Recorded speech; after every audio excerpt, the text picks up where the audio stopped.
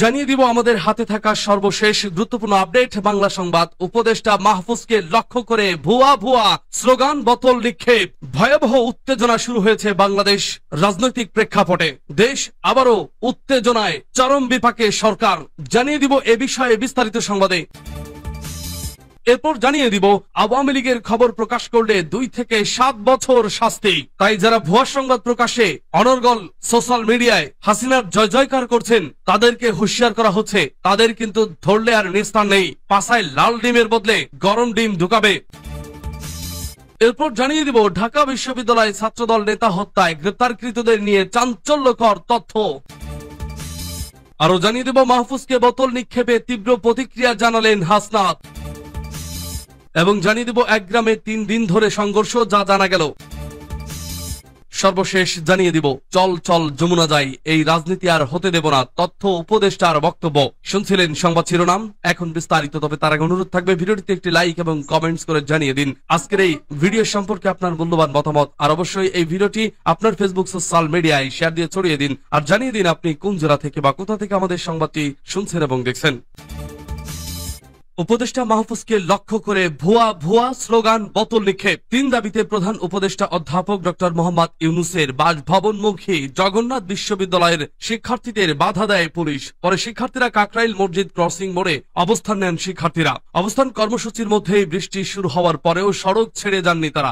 দাবি আদায় না হওয়া পর্যন্ত কর্মসূচি চালিয়ে যাওয়ার ঘোষণা দিয়েছেন জগন্নাথ বিশ্ববিদ্যালয়ের শিক্ষক ও শিক্ষার্থীরা। এদিকে শিক্ষার্থীদের বিষয়ে যমুনায় যান বিশ্ববিদ্যালয়টির উপাচার্য সহ একটি দল। পরে রাতে উপদেষ্টা মাহফুজকে সঙ্গে নিয়ে শিক্ষার্থীদের সামনে উপস্থিত হন জবি উপাচার্য অধ্যাপক ডক্টর রেজাউল করিম। এ সময় মাহফুজ কথা বলতে গিয়ে আন্দোলনে একটু উস্কানি হয়েছে বললে শিক্ষার্থীরা ভুয়া ভুয়া স্লোগান দিতে থাকেন। পরে তার মাথার উপরে এসে একটি প্লাস্টিকের বোতল পড়ে। আজ বুধবার রাত 10:15টার দিকে শিক্ষার্থীদের সঙ্গে কথা বলতে আসলে তারা এই ভুয়া ভুয়া বলে স্লোগান দিতে থাকেন। তবে কে বা কারা বোতল নিক্ষেপ করছে তা জানা যায়নি। যমুনা থেকে বের হয়ে জগন্নাথ বিশ্ববিদ্যালয় উপাচার্য অধ্যাপক ডক্টর রেজাউল করিম বলেন, আমরা মঙ্গলবার শিক্ষার্থীদের 3 দফা দাবি নিয়ে ইউজিসিতে গিয়েছিলাম। ইউজিসি চেয়ারম্যান স্যার বলেছিলেন তিনি সুযোগ পেলে প্রধান উপদেষ্টার সঙ্গে কথা বলবেন এবং বিষয়টি প্রধান উপদেষ্টার কাছে বলেছেন বলে আমাকে জানান। ইউজিসির চেয়ারম্যান স্যার প্রধান উপদেষ্টাকে বলেছেন জগন্নাথ বিশ্ববিদ্যালয় শিক্ষার্থীরা মানবেতর জীবন যাপন করে। পরে প্রধান উপদেষ্টা চেয়ারম্যান স্যারকে ধন্যবাদ দেন এবং বিষয়টি বিবেচনায় নেওয়া হবে বলে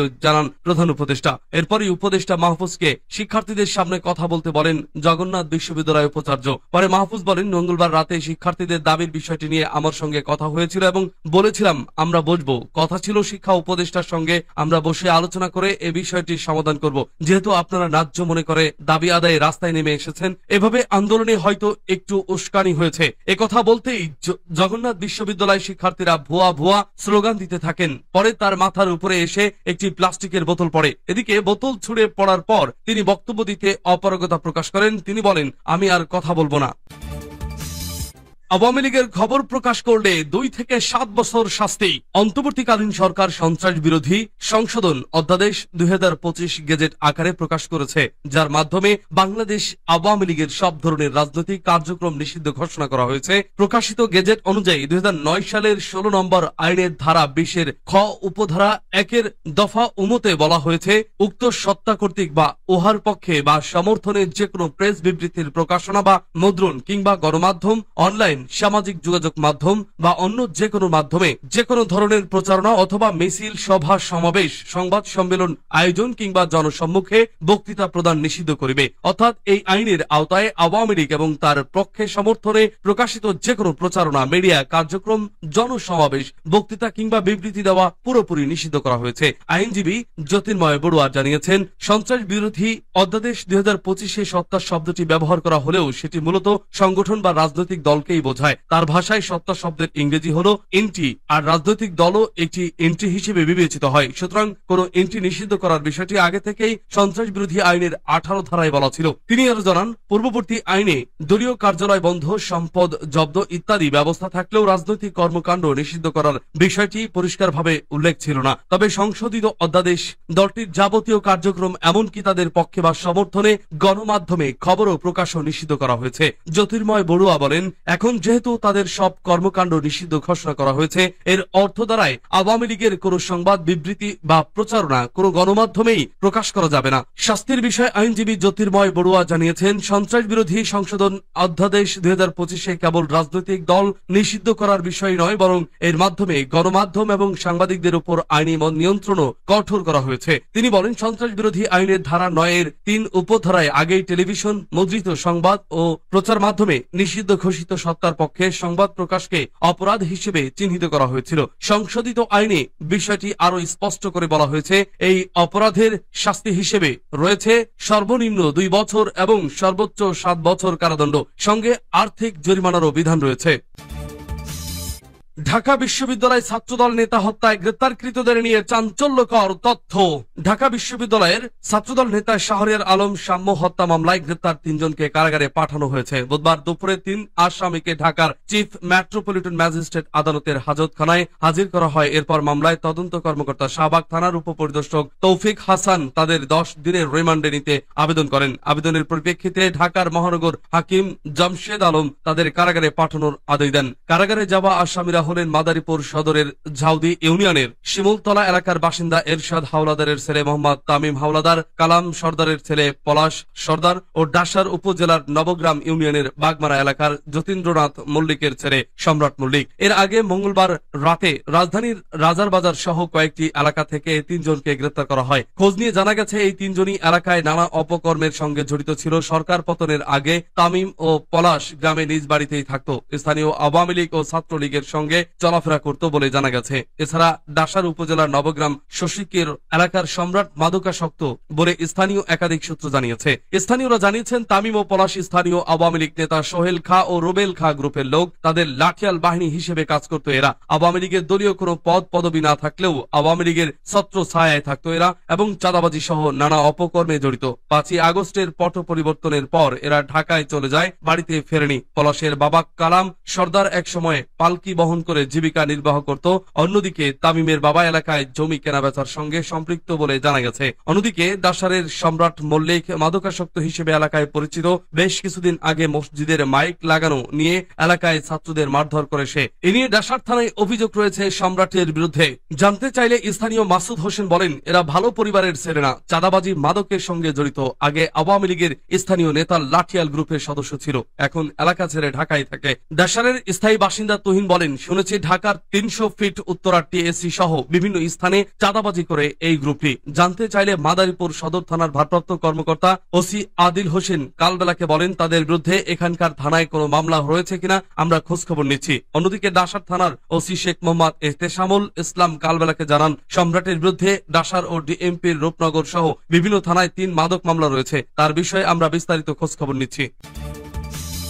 মাহফুজকে বোতল নিক্ষেপে তীব্র প্রতিক্রিয়া জানালেন হাসনাত। অন্তর্বর্তীকালীন সরকারের তথ্য সম্প্রচার মন্ত্রণালয়ের উপদেষ্টা মাহফুজ আলমকে লক্ষ্য করে পানির বোতল নিক্ষেপের ঘটনায় তীব্র প্রতিক্রিয়া জানিয়েছেন জাতীয় নাগরিক পার্টি এনসিপি দক্ষিণাঞ্চলের মুখ্য সংগঠক হাসনাত আব্দুল্লাহ। বুধবার রাত 11টার দিকে সামাজিক যোগাযোগ মাধ্যম ফেসবুকে দেওয়া এক স্ট্যাটাসে তিনি এ প্রতিক্রিয়া জানান। নিজের ভেরিফাইড ফেসবুক প্রোফাইলে হাসনাত আব্দুল্লাহ লেখেন, সমালোচনা গণতান্ত্রিক অধিকার, তবে শারীরিক লাঞ্ছনা কোনোভাবেই গ্রহণযোগ্য নয়। এমন আচরণের কোন যুক্তিসঙ্গত ব্যাখ্যা থাকতে পারে না। এনসিপি দক্ষিণাঞ্চলের মুখ্য সংগঠক লেখেন, একজন রাষ্ট্রীয় প্রতিনিধি হিসেবে মাহফুজ আলম সমস্যা সমাধানের উদ্দেশ্যে শিক্ষার্থীদের কাছে গিয়েছিলেন। সেখানে তাকে শারীরিকভাবে লাঞ্ছিত করা অত্যন্ত দুঃখজনক ও অনভিপ্রেত। এটা মনে রাখা জরুরি, তিনি আপনাদের প্রতিনিধিত্বের দাবি বিবেচনায় নিয়ে আপনাদের সামনে উপস্থিত হয়েছিলেন। কিন্তু এই ধরনের উগ্র ও হঠকারী আচরণ ভবিষ্যতে কোনো ইতিবাচক ফল বয়ে আনবে না, বরং গণতান্ত্রিক আন্দোলনের নৈতিক ভিত্তিকেই প্রশ্নবিদ্ধ করবে। তিনি আরো বলেন, মাহফুজ আলম এই ঘটনার বিষয়ে আইনি পদক্ষেপ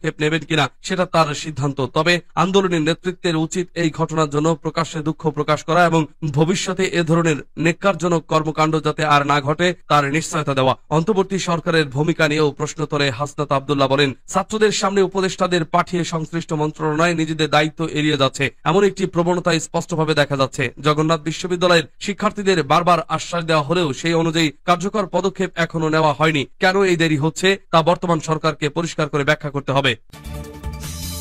এক গ্রামে 3 দিন ধরে সংঘর্ষ, যা জানা গেল।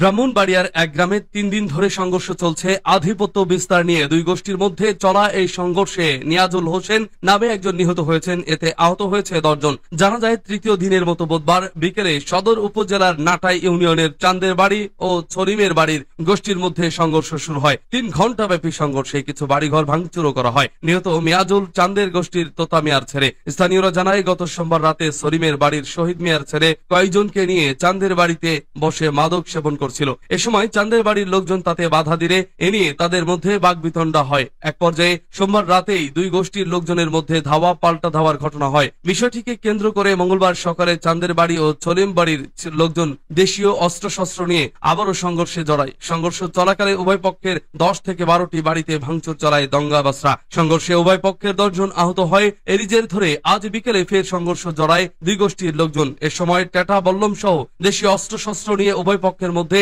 ব্যাপক ধাওয়া পাল্টা ধাওয়া চলে। সংঘর্ষ চলাকালে 10 থেকে 12টি ককটেল বিস্ফোরণ হয়। এতে পুরো গ্রামে আতঙ্ক ছড়িয়ে পড়ে। এক পর্যায়ে সংঘর্ষটি গ্রামের বিভিন্ন স্থানে ছড়িয়ে পড়ে। সংঘর্ষের এক পর্যায়ে টেটার আঘাতে চান্দের গোষ্ঠীর নিয়াজুল হোসেন গুরুতর আহত হন। তাকে আশঙ্কাজনক অবস্থায় ব্রাহ্মণবাড়িয়া সদর হাসপাতালে নিয়ে আসলে কর্তব্যরত চিকিৎসক মৃত ঘোষণা করেন। এদিকে নিহতের ঘটনার খবর পেয়ে এলাকায় আবার উত্তেজনা ছড়িয়ে পড়ে। থেমে থেমে সংঘর্ষ চলতে থাকে। ব্রাহ্মণবাড়িয়া সদর থানার ভারপ্রাপ্ত কর্মকর্তা ওসি মোহাম্মদ মোজাফফর হোসেন বলেন, দীর্ঘদিনের গোষ্ঠীগত দ্বন্দ্বের জের ধরে এই সংঘর্ষ হয়। সংঘর্ষে একজন নিহত হয়েছেন। খবর পেয়ে পুলিশ গিয়ে পরিস্থিতি নিয়ন্ত্রণে আনে। ঘটনাস্থলে পুলিশ মোতায়েন রয়েছে। চল চল যমুনা যাই, এই রাজনীতি আর হতে দেব না, তথ্য উপদেষ্টার বক্তব্য। তথ্য সম্প্রচার উপদেষ্টা মাহফুজ আলম বলেছেন, আজকে থেকে চল চল যমুনা যাই, এই রাজনীতি আর হতে দেব না। যথেষ্ট হয়েছে এসব মুভমেন্ট, আর হতে দেব না। শিক্ষার্থীদের ভেতর যারা আজ এই কর্মকাণ্ড করেছেন তারা অনেক বড় ভুল করেছেন। যারা সাবোটাজের অভিপ্রায়ে এখানে এসেছেন, শিক্ষার্থীদের উচিত তাদের বর্জন করা, তাদের চিহ্নিত করতে হবে, শাস্তির আওতায় আনতে হবে। বুধবার রাতে রাষ্ট্রীয় অতিথি ভবন যমুনায় জগন্নাথ বিশ্ববিদ্যালয় প্রশাসনের সঙ্গে বৈঠক শেষে কাকরাইল মসজিদ মোড়ে সাংবাদিকদের ব্রিফিং কালে তিনি এসব কথা বলেন। কথা বলার শুরুতে কোন স্যাবোটাস গ্রুপ ব্রিফিং এর দিকে পানির বোতল ছুড়ে মারেন, তবে কে বা কারা মেরেছে তাৎক্ষণিকভাবে তা চিহ্নিত করা যায়নি। তিনি বলেন, আমি এখানে আসার পর যা হয়েছে তার জন্য বিশ্ববিদ্যালয় ও আইন শৃঙ্খলা বাহিনী দোষীকে বের করবে। আরেকটি বিষয় হলো, একটি অংশ রয়েছে আন্দোলনে যাদের আমি স্যাবোটার মনে করি, যারা স্যাবোটাস অর্থাৎ নাশকতা কোটাঘাত করার জন্য বিভিন্ন আন্দোলনে ঢোকে। আমি তাদের নাম আজ আর উল্লেখ করব না। গত 8 মাস থেকে তারা একজন ব্যক্তির পেছনে লেগে আছে। মিডিয়া ও প্রশাসনের দায়িত্ব তাদের রাজনৈতিক পরিচয় খুঁজে বের করা। আপনারা খুঁজে বের করুন, দেখবেন একটি গ্রুপকে পাওয়া যাবে। মাহফুজ আলম বলেন, তাদের একজন ব্যক্তির উপর যে হিংসা রয়েছে, অনলাইনে হিংস্রতা রয়েছে, তারাই এ কাজ করেছে।